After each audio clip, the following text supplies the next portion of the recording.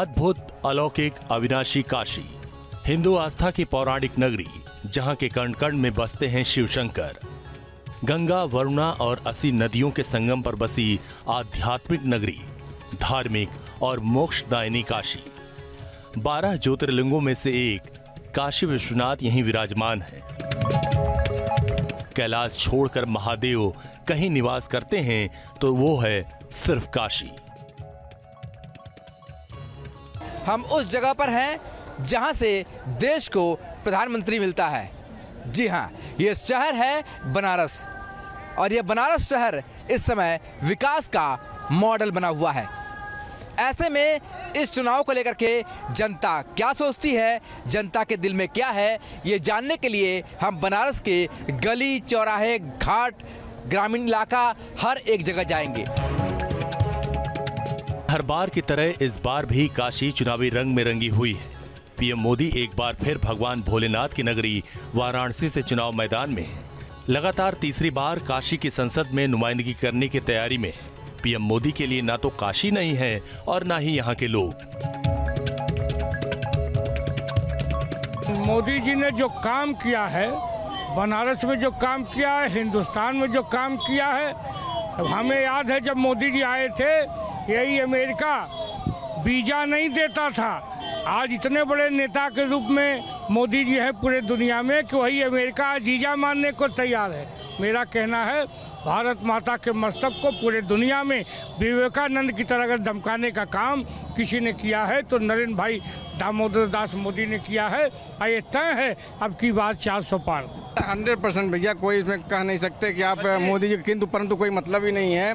यहाँ पे निर्विरोध जनता चुनने जा रही है बनारस की, क्योंकि इतना काम किया है मोदी जी ने कि निर्विरोध भाई साहब यहाँ की जनता चुनेगी, किसी को नहीं देखेगी। अजय राय जी को तो जाके वहाँ पे वापस कर देना चाहिए। प्रधानमंत्री के रूप में 100% मतदान का जो सूत्र दे रहे थे, उसको सारी पार्टियों को सीखना चाहिए कि बिना बूथ मैनेजमेंट के, बिना घर से बाहर निकले लोकतंत्र मजबूत नहीं हो सकता है। सबसे बड़ा मैसेज उन्होंने ये दिया, और आप मीडिया लोगों को संदेश दिया कि जो लोकतंत्र की ताकत है वो कश्मीर में जाके देखिए।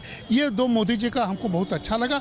निश्चित तौर पर मोदी जी तीसरा टर्म भारी बहुमत से जीतने जा रहे हैं। मोदी जी ने हम लोग को यही सीख दिया है कि वोट हुआ है कहाँ ये नहीं पता हमें, लेकिन लोकतंत्र हमारा मजबूत हुआ है और वोट बढ़ा है। तो हमें उम्मीद है कि इस बार हर बार से ज़्यादा काशी और काशी क्या पूरा देश वोट देगा। लोकतंत्र पहले से मजबूत हो चुका है, लोग समझदार हो चुके हैं, वोट की मान्यता लोगों को समझ में आने लगी है और जीत अच्छी होगी, बीजेपी होगी, मोदी जी ही जीतेंगे। क्योंकि जो हमारे लिए काम करेगा, जो 10 सालों में हमारे देश के लिए और हमारे काशी के लिए मोदी जी ने बदलाव लाए हैं, सुंदरता बढ़ाया है, काशी का काया पलट किया है, तो हम लोग तो उन्हीं को ही वोट देंगे। काशी के लोगों से भावनात्मक रिश्ता कायम कर चुके पीएम मोदी लगातार तीसरी बार इस पौराणिक नगरी से चुनावी मैदान में हैं और जीत की हैट्रिक लगाने की राह पर आगे बढ़ रहे हैं।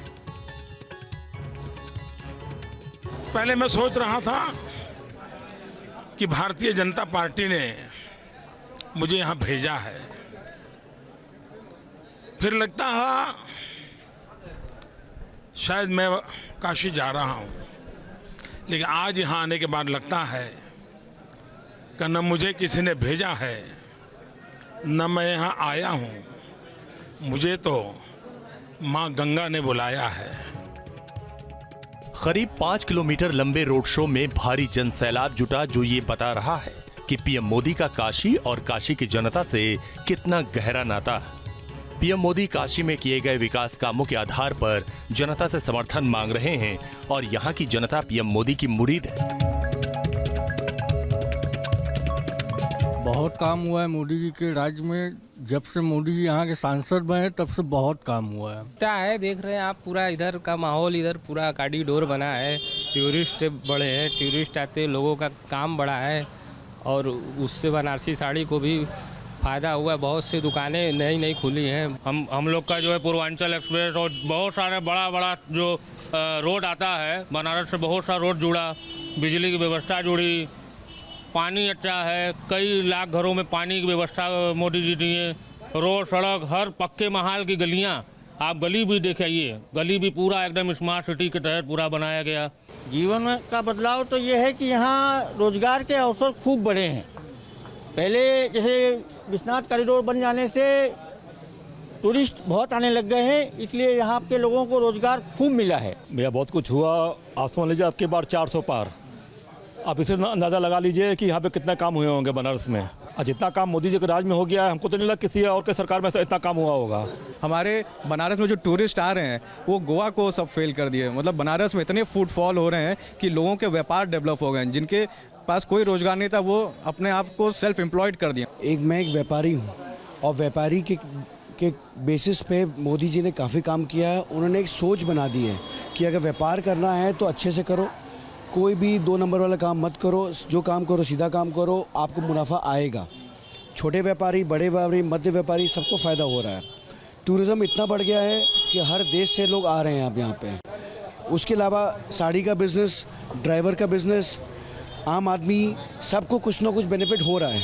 बनारस में बहुत स्तर पे बहुत तरीके के बदलाव हुए हैं, चाहे वो काशी विश्वनाथ जी का मंदिर हो, चाहे यहाँ घाटों की सफाई हो, चाहे लोगों की सोच में फ़र्क हो, चाहे ट्रैफिक की व्यवस्था हो, चाहे जन सुविधाओं के बारे में चीज़ें हों। नए नए प्रोजेक्ट्स हैं। आज बनारस में रोपवे का प्रोजेक्ट आ रहा है। पूरी दुनिया में संभवतः दूसरा या तीसरा शहर होगा जहाँ पे सिटी ट्रांजिट के लिए रोपवे बन रहा है। ये बहुत बड़े बड़े बदलाव हैं। बनारस के स्टेशनों का स्वरूप आज आप देख लीजिए, गंगा नदी की स्वच्छता की आप बात कर लीजिए। वाराणसी लोकसभा सीट से प्रधानमंत्री मोदी लगातार तीसरी बार चुनाव लड़ रहे हैं, तो वहीं इंडिया गठबंधन की ओर से कांग्रेस के अजय राय चुनावी मैदान में हैं। लेकिन वाराणसी का मिजाज ये बता रहा है कि यहाँ पीएम मोदी की टक्कर में कोई नहीं है। भाजपा की सरकार बनने जा रही है। तीसरी बार माननीय प्रधानमंत्री नरेंद्र मोदी लाल किला से शपथ लेने जाएंगे। बीजेपी की चल रही है आंधी, कहीं नहीं है राहुल गांधी। तो भाजपा पूरी तरीके से, पूरा भारत राममय हो चुका है, भाजपामय हो चुका है। विपक्ष का चारों तरफ से सुपड़ा साफ है। अब की बार विपक्ष की पिछली बार कुछ सीटें बढ़ी भी थी, अब किला हमें लगता है सब लोग सुन पे ख़त्म होंगे। ऐसा है कि रणनीति तो अगर रणनीति के मापदंड पर अगर भारतीय जनता पार्टी के प्लान का आप एनालिसिस करें तो मुझे लगता है कि भारतीय जनता पार्टी के जितने प्लान होते हैं मनगढ़ंत होते हैं, अफवाह पर आधारित होते हैं, विधा को भेदने वाला होता है। बनारस के कोई लड़ाई नहीं है। ऐसी है कि मोदी जी की सरकार है। पूरे देश से लोग बनारस में गए थे, समझ रहे हैं, पूरे जिलाओं से गए थे, इसलिए उनकी जनसंख्या जो है दिखाने को लिए मिला है। बनारस की जनता उनको मान नहीं रही है। वहाँ कांग्रेस की जीतने जा रहे हैं, अजय राय जी जीतने जा रहे हैं। वहाँ जो है अब पूरे देश में जो है बीजेपी 150 के अंदर में ही रहेगी, 150 से ऊपर जाने वाली नहीं है। सीधी सी बात, एक बात सुन लीजिए। वैसे कहने को तो सभी लोग कहते हैं, अपने अपने विचार रखते हैं, भाई सब अपने आज़ाद हैं। लेकिन मैं एक बात जानता हूँ, कभी बीजेपी की काट किसी के पास है नहीं। सीधी सी बात है, चाहे कितना भी वो उछल लें पटक लें, लेकिन बीजेपी की मुकाबला करने की दम अभी किसी में है ही नहीं। जो जलता है उसे जलने दो, ये जलजला नहीं रुकने देंगे। वो देश नहीं झुकने देगा, हम उसे नहीं झुकने देंगे। आपके बाद भारतीय जनता पार्टी 450 पार। अभी हमारे बड़े भाई ने कहा आपके चैनल पर बहुत अच्छी बात, इन्होंने कहा कि काट अभी नहीं है। अरे साहब, आप इतिहास का अवलोकन करिए। रावण का इस धरा में काट मिल गया, कंस का इसी धरा में काट मिल गया, पितामह का इसी धारा में काट मिल गया, और सारे धनुषधरों का काट मिल गया। अगर 2019 के वाराणसी लोकसभा सीट की बात की जाए तो प्रधानमंत्री मोदी ने सबसे ज्यादा 6,74,000 वोट पाकर विपक्षियों को बड़े अंतर से हराया था। विपक्षी दलों के नेता पीएम मोदी के आसपास टिक नहीं पाए। समाजवादी पार्टी की शालिनी यादव को महज 1,95,159 वोट मिल पाए थे, जबकि कांग्रेस उम्मीदवार अजय राय और नीचे खिसक गए थे। अजय राय को महज 1,52,548 वोट मिले थे। इस बार भी माहौल गर्म है और बीजेपी हैट्रिक की तैयारी में है। वाराणसी के लोगों ने बदलाव देखा है। बदलती काशी के बीच वो एक बार फिर विकास के नाम पर ही वोटिंग करने वाले हैं। गंगा जमुनी तहजीब वाले शहर में बुनकरों के जीवन में कितना बदलाव आया, ये हमने उनसे पूछा। हम लोग बनारस के हैं, तो चुनाव में मुझे तो ये दिख रहा है कि हमारे यहाँ से जो सांसद हमारे लोकप्रिय प्रधानमंत्री जी श्री नरेंद्र मोदी जी जो हैं, उनका काम जो कि बनारस में काफ़ी अच्छा हुआ है। और हर चाहे वो रोड का काम हो, लाइट का काम हो या किसी भी क्षेत्र का काम हो, वो बहुत ही अच्छा हुआ है। हम व्यापारियों का भी काफ़ी विकास हुआ है, व्यापारियों के लिए भी काफ़ी चीज़ें उन्होंने की है। तो बनारस से तो हम ये समझते हैं कि अपनी जो बनारस की सीट है वो तो मोदी जी की जो है पक्की, उनको जीतना ही जीतना है। नहीं, इस बार चुनाव में भी जाहिर सी बात है कि फिर बीजेपी सरकार ही आना है, मोदी ही आना है, मोदी जी आना है। इसलिए कि बनारस में काम तो हुआ है काफ़ी, हर एक चीज़ की बहुत ज़्यादा फैसिलिटी हो गई है। रोड वगैरह इतनी शानदार हो गए, टूरिस्ट समझ लीजिए कि अब पहले के अकॉर्डिंग मतलब 500% और ज़्यादा बढ़ गए हैं। तो हम लोगों के लिए व्यापार के हिसाब से तो भाई ये गवर्नमेंट सबसे अच्छी है। वो तो भाई अच्छी है भाई, सफाई में अच्छा उनका है, सब कुछ अच्छा उनका है। आगे सब बढ़िया सब चीज़ बनवा रहे हैं, वो गंगा जी एकदम साफ करवाएं, एकदम अच्छे ही सब है ये सब। पहली चीज़ की सबसे बड़ा अच्छा काम किए कि गुंडा राज ख़त्म किए हैं, रात में क्राइम होना बंद हो गया है। दूसरी चीज़ जो अवैध जो लोग कब्जा करते थे वो बंद हो गया है। सबसे बढ़िया काम ये गवर्नमेंट कर रही है, आगे भी यही रहेगा कि गवर्नमेंट यही है। वाराणसी का दशाश्वमेध घाट, जहां भगवान ब्रह्मा ने 10 अश्वमेध यज्ञ किया, वो धार्मिक लिहाज से बेहद महत्वपूर्ण है। दुनिया भर से लोग यहां पहुंचते हैं। इस बार भी हमने उनका मूड भापा कि वाराणसी चुनाव में आखिर हवा का रुख क्या है। देखिए, काशी में तो बहुत कुछ बदलाव हुआ है हैं, और ख़ास करके सफाई के मामले में और रोज़गार के मामले में काशी में बहुत ही काफ़ी बदलाव हुआ है। काफ़ी आगे हम लोग की काम आगे बढ़ा है। यहाँ पर काम पहले 2014 के पहले बहुत कम था, अभी बहुत ज़्यादा पर्यटक बढ़ गए, सभी लोग बढ़िया से यहाँ कमा रहे हैं।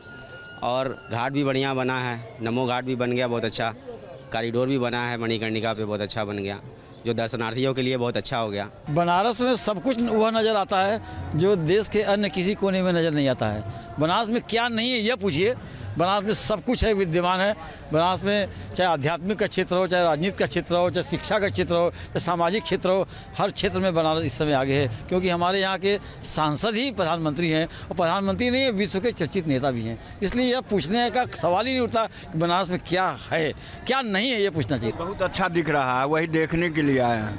बहुत अंतर देखे हैं, विकास बहुत हुआ है। इतने सालों में जितना काम हुआ, ये 10 साल में उसके इतने गुने काम हो गए जो कोई सोच भी नहीं सकता था, कल्पना भी नहीं कर सकता था। जैसे धारा 370 का हटना, ये 3 तलाक, ये सब सारे मुद्दे जो सोशल या और नेशनल इशू के थे वो सारे हल हुए। चेंजेस हो रहा है बहुत ज़्यादा, यूपी के अंदर एम्पावरमेंट को भी बढ़ावा मिला है। रिसेंटली मैं स्टडी देख रहा था तो वहाँ पे पता चला कि एम्पावरमेंट के इस एरा में लास्ट 2 साल में टॉप 3 के अंदर यूपी एग्जिस्ट कर रहा है। तो एक है कि एनवायरनमेंट बदल रहा है, एम्पावरमेंट हो रहा है, चीज़ें डेवलपमेंट हो रही है, तो है चांसेस है बहुत चीज़ें आने वाले 5 साल में बहुत सारी चीज़ें नई और दिखने को मिलेंगी। एक तरफ बीजेपी दिल्ली की गद्दी पर काबिज होने के लिए हैट्रिक की तैयारी कर रही है, तो वहीं दूसरी ओर कांग्रेस समेत विपक्षी दल बीजेपी के इस विजय अभियान को रोकने में जुट गए। हिंदुस्तान की जनता ने मोदी जी की विदाई तय कर दी है। पूरे देश का माहौल देखकर मैं विश्वास के साथ कह सकता हूं, 4 जून को इंडिया गठबंधन नई सरकार बनाने जा रही है। लेकिन पीएम मोदी कॉन्फिडेंट हैं। वो कह रहे हैं कि अपनी काशी से मेरा रिश्ता अद्भुत है, अभिन्न है और अप्रतिम है। इसे शब्दों में व्यक्त नहीं किया जा सकता। मैं जब 2014 में काशी गया तो मेरे मुंह से ऐसे ही एक भाव निकल गया, न मैं यहाँ आया हूँ न मुझे किसी ने भेजा है, मुझे तो माँ गंगा ने बुलाया है। लेकिन आज 10 साल के बाद मैं पूरे भावुकता से कह सकता हूँ, आज मुझे लगता है कि माँ गंगा ने मुझे गोद लिया है। पीएम मोदी ने काशी के लोगों से सिर्फ एक जनप्रतिनिधि के तौर पर नहीं बल्कि भावनात्मक रिश्ता बनाया है। यही रिश्ता पीएम मोदी की ताकत है। वो 2014 और 2019 में यहां से चुनाव जीत चुके हैं। 1 जून को वोटिंग है और इस बार भी उनकी जीत लगभग तय मानी जा रही है। तो फिलहाल 24 की चॉइस की वाराणसी से इस सफर में यहीं तक। अब अगले लोकसभा सीट में आपसे मुलाकात होगी, वहां की जनता से हम जानेंगे कि वहां की जनता के दिल में क्या है और वहां की जनता क्या समझती है।